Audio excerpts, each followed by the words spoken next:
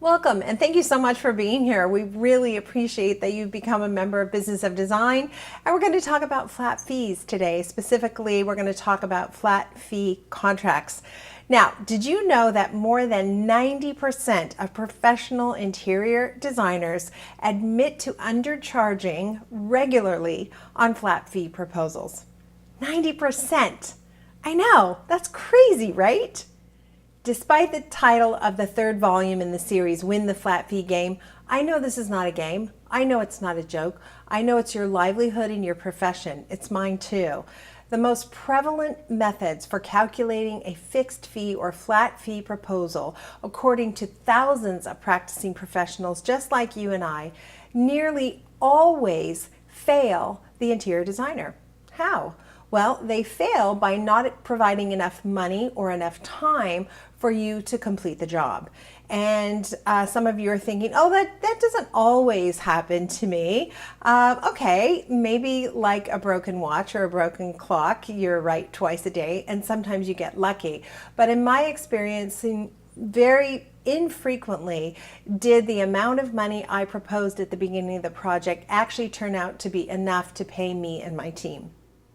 And now you ask yourself, how often did you say to yourself, well, gosh darn, look at that. I estimated it was going to be 30 hours to do this project, and it was exactly 30 hours. Lucky me. The fact of the matter is that didn't happen very often. And I'll tell you what never happened. It never happened that I estimated it was going to be 30 hours and it only took me 20 hours. Never, never, never happened. And now some of you again are saying, oh, that happens to me all the time. So I'm going to ask you, if that's happening to you, are you actually logging every single minute you spend on the project? And we have literally talked to thousands of professionals and found out no, the majority, and I mean the vast majority, are not doing that. None of the most common estimating techniques, guesstimating, which we know is ridiculous, or room by room fees, or a percentage of the overall budget, ever consistently provides an accurate fee that covers you for the actual amount of time you spend working on the job. And that is great news for clients, but it's lousy news for us.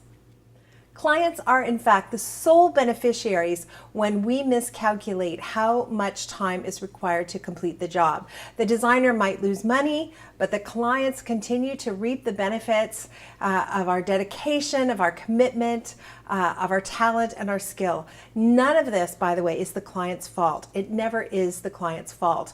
We give them rules, they play by our rules. Clients don't realize you're undercharging for services. They don't know you're not earning a living wage. They assume that if that's what you're charging, you can make money doing that. How could they possibly know what it takes to do our job?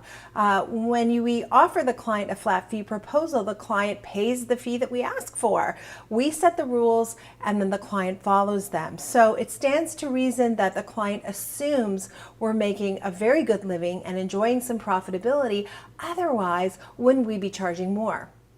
It doesn't help that even when our fees are rock bottom, even when we are so cheap, the cost for decorating or renovating still seems high. Our reduced fees do not make goods or services affordable. They make having someone like us, a designer who's going to do all of the work, more affordable. The client's focus, and this is rightly so, is on the total cost of the project rather than on the question of whether or not the designer is making enough money. If we charge fees that are too low, clients are not going to stop us. And haven't you also found that if you complain about the fact that you didn't charge enough, clients very rarely say, oh my gosh, I can see that you've spent more time than you thought it was going to be. Let me write you another check. That hasn't happened in my world. Clients have no idea how long it takes to get even a simple task done, nor how many complicated hoops that we jump through every single day, how much hand-holding there is involved in this business, and how much stress and effort we take on their behalf. Most clients, having never tried to perform the tasks that we all accomplish every single day, think what we do for a living is fun. You heard that, right? Oh my gosh, I wish I could retire from this horrible job I have and do something fun like you.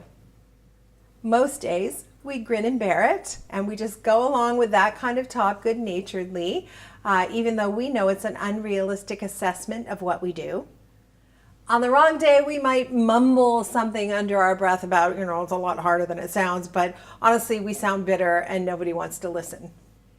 Can we really blame the clients when they pay what we ask and we end up not making a living or even working for free? It's a rhetorical question. The answer is no. So in this course, we will learn what specifically should be in your flat fee contract, how to calculate a reasonable flat fee at the consultation, and how to calculate a reasonable project management fee. If you're ready to look more closely at the flat fee process and specifically what's in the contract, then open up video number 1, What's so great about flat fee contracts?